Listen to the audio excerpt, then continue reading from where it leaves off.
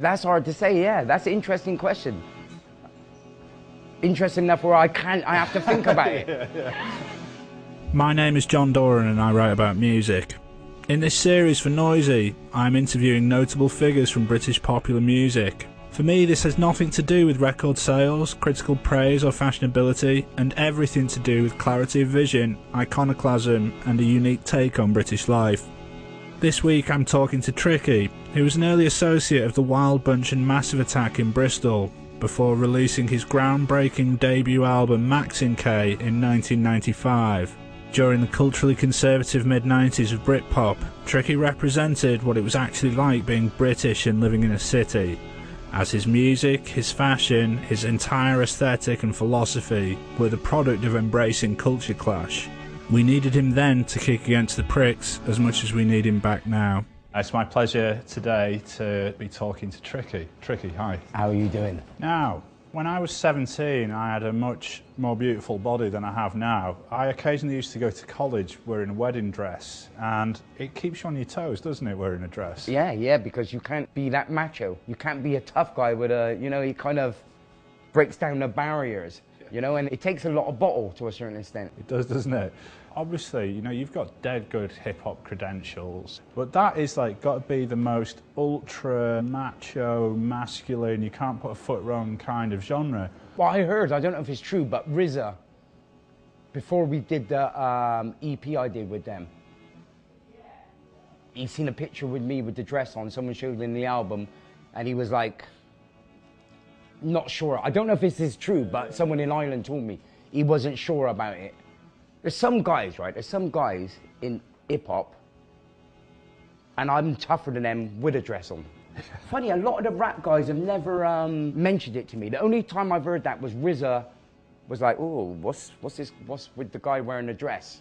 I think that kind of hip-hop's become really interesting again over the last couple of years. Whatever I think about the music, I think culturally it's gone dead interesting recently. I'm not saying like hip-hop's come out of the closet, but certainly it's changed direction, And it's bound to, if you think it's like in the urban community, you got the tough guys, you also got the homosexuals. One time they are going to get through, so. And I lived in New York, right? A DJ guy invited me to a party, right? And this guy was gully, ghetto guy. Ghetto DJ, right? And I was with a Puerto Rican girl. And the first thing I noticed when I went in there was it was easier to get in a prison than this club. Yeah. They checked under your tongue.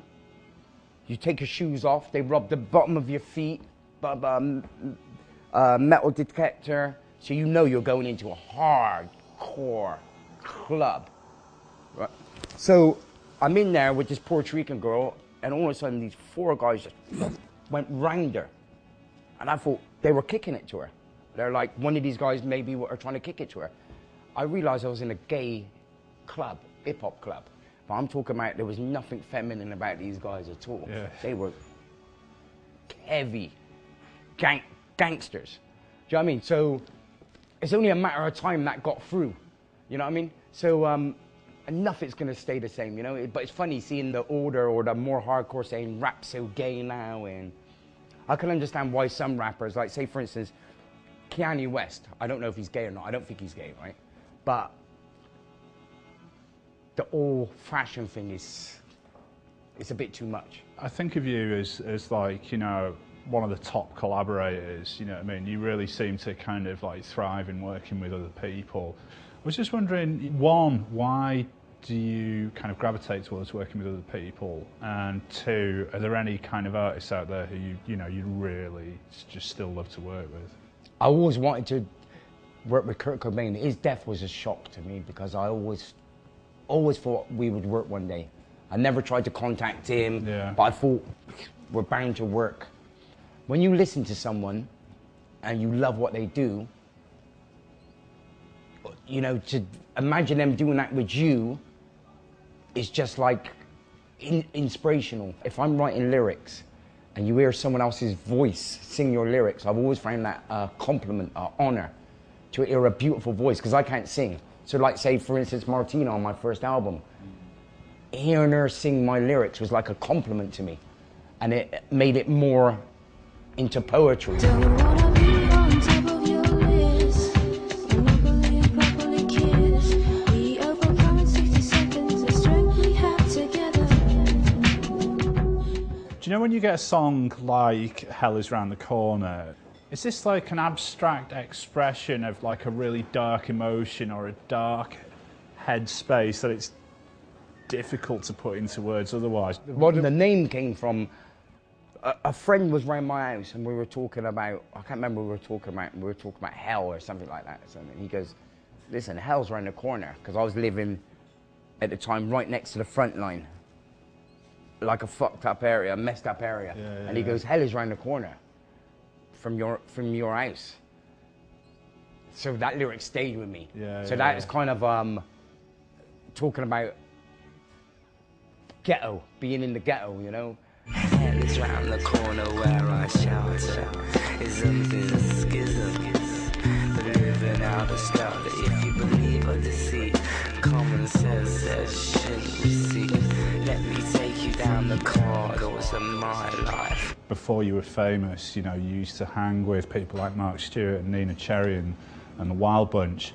How did you start hanging with these people, and what was it like? You know, because bar probably no other post-punk scene in the country, the Bristol scene always sounded the most exciting to me. Well, Mark Stewart, I hung out with more than those guys, but on a different level. Like, say, Nana Cherry was more music, Massive Attack was more music, but I knew Mark when he's always lived in squats, and he's the first person to ever get me on stage, and he's a slightly mad guy. He's slightly insane. Great guy though, great guy. Got a big mouth sometimes. Sometimes he's got a big mouth and he needs a slap. But he's unique character. But like you say, in amongst all the chaos, you know, there's a sharp mind going on there. Oh, he's a genius. And he spotted something in you, because he was the first person to get you to record, wasn't he? Yeah, and the first person to get me on stage. The first time I ever got on stage was him saying to me, listen, so he definitely recognized something, but he never said, you know, he never told me. He just said one day, I got some studio time, I can't go there. Take it. So he's definitely something going on with that man. Do you know something tricky? I've never been able to pin you on this. I can't work out whether you're a post-punk fan who makes hip-hop or a hip-hop fan who makes post-punk. That's interesting, I don't know. I think that's hard to say. Maybe a bit of both. Yeah, that's hard to say, yeah. That's an interesting question. Interesting enough where I have to think about it. You're back again with a new record label and a new album, both called False Idols. I was wondering, can you talk me through why they're both called that? Like, if you see some of the biggest artists in the world now, right, you know, none of them are saying anything. People live through them vicariously. You know, watch what they do, what they eat, try and act like them, try and be like them. But they're not saying anything, and I just think it's just one big lie. Do you know what I mean? It's just one big lie and smoke and mirrors, you know? It's just like, it's just too much, you know? It's just like with the guy who does it, who's the guy who does that TV show, Pop Idols? Simon Cowell? Yeah, it's like, who is the guy? Who is this guy to say whether someone is good or not? How could he have an opinion? Who is he? It's just a guy who dressed badly. You know, it's like people who sit on panels are rarely people who do anything. I'd like to go on that show and let anybody of them judge me. And I'd say, do you know what? I'll give you a day's studio time and I'll have a day's studio time. Let's do an EP, let's see what you do and let's see what I do. I think this is the most musically conservative time I can remember since the mid-80s.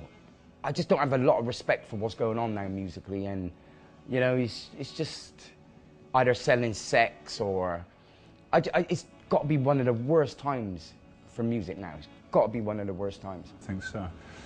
I wanted to ask you, and I'm sorry about this in advance because you must be tired of getting asked about this, but I wanted to ask you about how you came to perform with Beyonce. She's got a dancer, one of her choreographers, this guy, and they were talking about having someone in England, and he said me, which I thought was a weird choice. I was shocked, to be honest with you, when I got the phone call saying Beyonce wants you to feature especially because I was banned from Glastonbury. Like, I can't play there. Something happened, I got the blame for it, so it's quite bizarre. I can't get a show there, but they let me in because Beyonce wants me there. Yeah. It shows she's got some muscle. And to be honest with you, I had to do it for the perverse.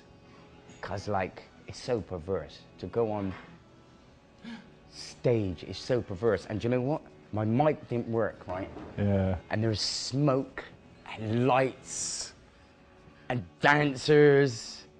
And then when my mic didn't work for the first few seconds, then I started just watching. It was like I was watching and I was just like, this is crazy. Crazy.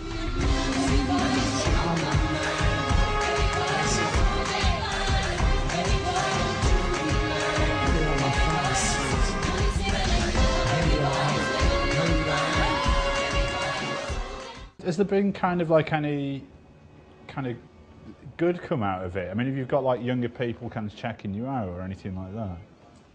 No, I don't think so. Like, my record sales ain't gone up, or you know, I'm not selling records like Beyonce. What's she like? I was quite shocked how down to earth she was, and I was quite shocked how down to earth Jay-Z was as well. All right. Because okay, yeah. you know, He's mates with Chris Martin, isn't he? oh, is he? Yeah. And do you know what, Chris Martin? What a nice guy. Oh, is he? Oh, I tell you what. You're shattering all my illusions today. Well, I wanted to say thanks very much for doing this. It's a pleasure to meet you. Thank you Thanks very much. Can I get you to sign something for me? Of course. I'm gonna do it over Martina's face.